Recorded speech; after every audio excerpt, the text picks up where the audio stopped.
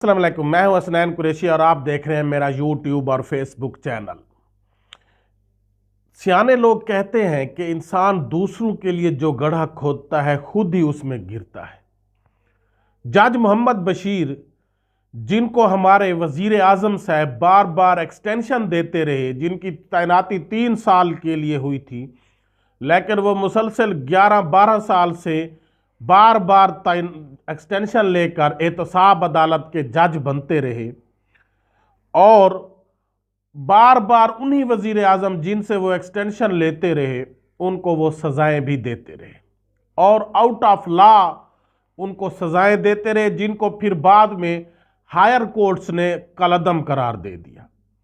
अब अगर supreme court के किसी जज के ऊपर कोई एलिगेशन लगता है करप्शन का या कोई भी चार्जेस लगते हैं, जैसा कि काजी फैज ईसा या मज़हर अल अकबर नकवी, तो उसके लिए सुप्रीम जुडिशियल काउंसिल है, वहां पर उसका फैसला होता है। फिर जजेस का एक लार्जर बेंच तश्कील दिया जाता है जो उसकी हेयरिंग करता है। लेकिन 24 करोड़ अवाम के नुमाइंदे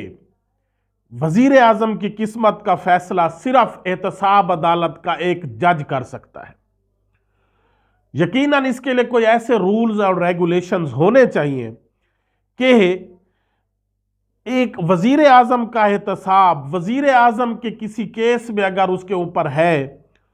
तो उसके लिए कोई लार्जर बेंच होना चाहिए, हाई कोर्ट या सुप्रीम कोर्ट का, वो उस वजीर आजम के ऊपर लगाए गए एलिगेशंस की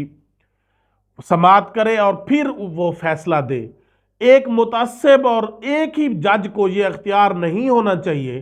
कि 24 करोड़ अवाम के नुमाइंदे को किसी भी वक्त उसकी तजलील करके उसको बार बार एहतसाब अदालत में बुलाया जाए और उसको सजा दे दी जाए, जिसके फैसले को बाद में फौरन हायर कोर्ट्स उसको रिजेक्ट भी कर देती हैं, लेकिन उसके फैसले को कोई उसके ऊपर हर्फ नहीं आता। उस जज के उससे कोई नहीं पूछता कि आपने ये मुतअस्सिब और गलत फैसला क्यों दिया।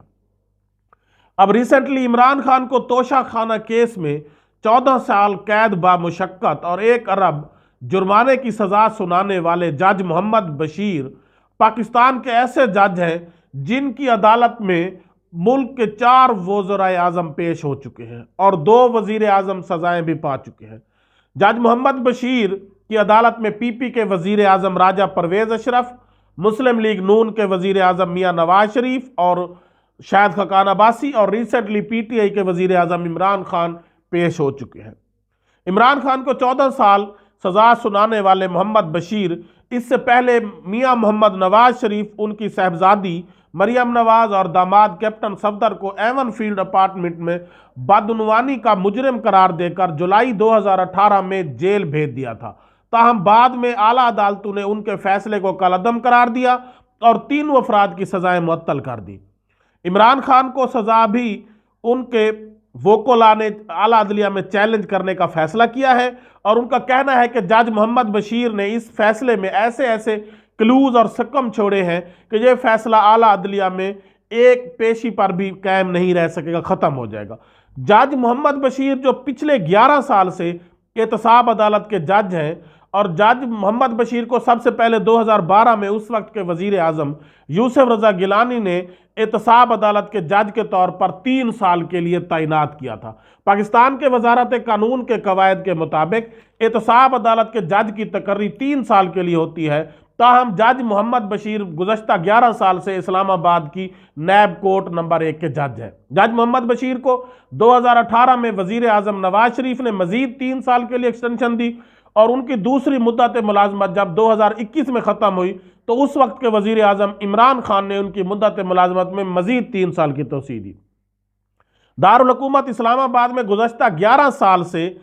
नैब अदालत में आने वाले हर केस की समाअत जज मोहम्मद बशीर करते हैं। उनके पास किसी भी केस की समाअत करने या उसको नाकाबिल समाअत करार देने का अख्तियार मौजूद है। एहतसाब अदालत के जज की तकर्री की तजवीज़ इस्लामाबाद हाई कोर्ट के चीफ जस्टिस से वजारत कानून को जाती है। उसके बाद वजारत कानून उस तजवीज़ को वफाकी कबीना के सामने रखती है। कबीना की मंजूरी के बाद ये फाइल सदर के पास जाती है, जहाँ सदर पाकिस्तान उसकी हतमी मंजूरी देते हैं। सेशन जज मोहम्मद बशीर का नाम भी इस्लामाबाद हाई कोर्ट के चीफ जस्टिस ने तजवीज़ किया था, लेकिन उसके बाद पाकिस्तान की तीनों बड़ी जमातों के वजीर आजम ने उनको तौसीह दी और फिर उन्हीं का शिकार हुए। इमरान खान की हुकूमत में तौसीह के बाद अब जज मोहम्मद बशीर की मुद्दत मुलाजमत 14 मार्च 2024 को मुकम्मल हो रही है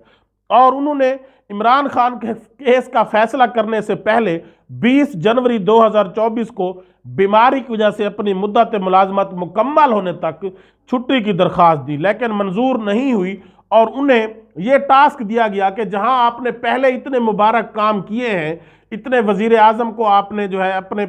पास से बुलाया है और सजाएं दी हैं, तो ये आखिरी काम भी करते जाएं और अपनी तैनाती करने वाले वजीर आजम इमरान खान का एहसान भी चुकाते जाएं और उन्हें सजा सुनाते जाएं। और अब उन्होंने यकीनन अपना काम कर दिया है और फिर दोबारा उन्होंने बीमारी की वजह से छुट्टी की दरख्वास्त दे दी है और अब शायद उन्हें छुट्टी भी मिल जाए क्योंकि वो अपना काम कर चुके हैं। हमारे जमहूरी वजीर आजम जो जमहूरियत पर यकीन रखते हैं और नौजवान नस्ल को आगे लाने का, आगे आए, आप बढ़े, हमें वोट दें, नौजवान नस्ल को आगे आना चाहिए और मेरिट की बात करते हैं, उनको हर आर्मी चीफ की बार बार एक्सटेंशन अच्छी लगती है, उनको एहतसाब अदालत के जज की बार बार एक्सटेंशन अच्छी लगती है, उनको अपने जूनियर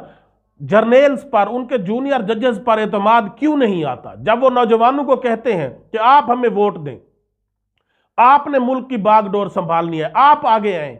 तो उस वक्त वो नौजवानों को, नौजवान तबके को, पीछे बैठे हुए लोगों को आगे क्यों नहीं आने देते। और जो वजीर आजम बार बार एक्सटेंशन वाले जर्नल से डस भी चुका है लेकिन फिर भी वो बाज नहीं आता, तो इस तरह से बार बार एक्सटेंशन जजेस को या जर्नल को देकर जब आप मेरिट की धज्जियां उड़ाते हैं तो यकीनन आप नाइंसाफी करते हैं और जब आप नाइंसाफी करते हैं तो फिर आपके साथ भी नाइंसाफी होती है। खुदारा आप अपनी नाइंसाफी को ख़त्म करेंगे तो आगे भी इंसाफ चलेगा, मुल्क भी तरक्की करेगा, जमहूरियत भी तरक्की करेगी। पाकिस्तान जिंदाबाद। अल्लाह हाफिज।